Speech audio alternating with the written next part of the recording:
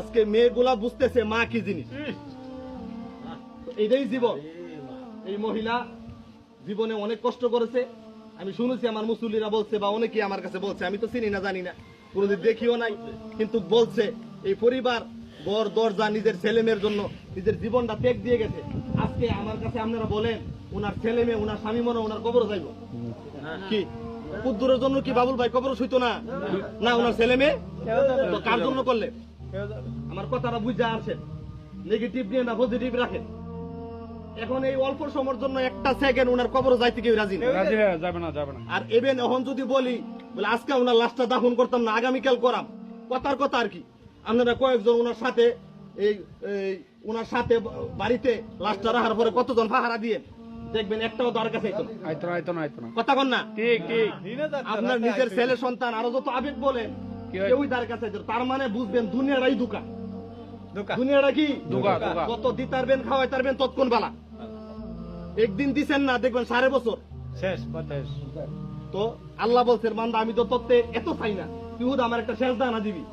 সুবহানাল্লাহ কন না। সুবহানাল্লাহ। তৌফিক থাকলে হজ করবি আর 5 ওয়াক্ত নামাজে গিয়ে আমার একটা শেষ দানা দিবি। আর কি কাম তোর? কুচ্ছু কাম নাই। তুই হুদা ফজর জোহর আসর মাগরিবে গিয়ে একটা সেজদা দে, আর হালাল হালাম জিনিসটা বাচ্চা চলবি, আর সৎ আচরণ করে মানুষের সাথে চলবি। 2-3টা কাজ দিয়ে কবর দেখবি যে তোর সব মাপ। সুবহানাল্লাহ কন না। সুবহানাল্লাহ। এই কারণে এটাই হলো জীবন। এই মহিলা কষ্ট করে গেছে, আজকে এই কষ্টের সাথীর ভাগ কেউ নিতে রাজি না। হইতে সংসার জোড়াইতে গিয়ে কষ্ট করতে গিয়ে সময়ে 1 উক্ত 2 উক্ত 3-4 উক্ত 5 উক্ত নামাজ কোন সময় আমরা পুরুষরা ছেড়ে দেই। বিল্ডিং করতে গেলাম, বাড়ি করতে গেলাম, গাড়ি করতে গেলাম, সব করতে গেলাম, কিন্তু নামাজের কোনো খবর নাই। মহিলারাও ইভেন ফাঁক করতে গেলে, দান এই জমি জমা কাজ করতে গেলে অনেক সময় নামাজ ছুটে যায়। এখন এই নামাজের যে দায়িত্ব আছে এই দায়িত্বর ভাগিদার কিন্তু ছেলে মেয়েও নেয় না, স্বামীও নেয় না, কোনো কিছুই নেয় না। তো এই যে এত দুনিয়া খাইলাম না রে, ফাইলাম না রে, করলাম না রে, আপনার হুদা চাওই আছে, কিন্তু আপনি যে কবরও যাইবেন পুতের জন্য সব করে গেলেন, তে যে আপনার গুনার ভাগ নিত না, কবরও যাইতো না, এটা আপনি জানেন না। কি কথা বলেন না? আমরা শুধু জানি কি সমালোচনা আর গীবত আর চুগলখুরি, হিংসা, বিদ্বেষ, অহংকার আমাদের ভিতরে, এটাই আমরা সম্পদ, আর কোন সম্পদ নাই। কি কথা বলেন না? ছেলেরে বিল্ডিং করে যেতে আমি সার্থকতা, পুতের যদি জায়গা জমি করে যেতে আমার জীবনটা সার্থক। অথচ পুত্রা যে হোক তো নামাজ পড়ে না, এবার এটা গেত নাই। কথা বলেন না? এই কারণে আজকে এই জানাজা থেকে শিক্ষা নেন। আল্লাহ তাআলা যেন যতদিন বাঁচিয়ে রাখে অন্তত পক্ষে নামাজ আবাজান ছাইরেন না।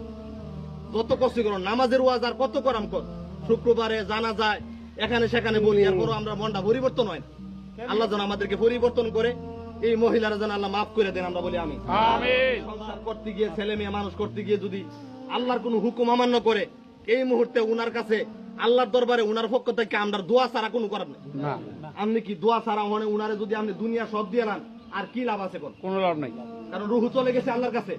খালি ওখানে আমরা মুর্দার দাফন করাম, আল্লাহর পক্ষ থেকে আবার রুহু পাঠানো হবে, তখন ফেরেশতারা সাওয়াল জব করবে। আলহামদুলিল্লাহ, আলহামদুলিল্লাহ, এটা আল্লাহর পক্ষ থেকে ফাইসালা।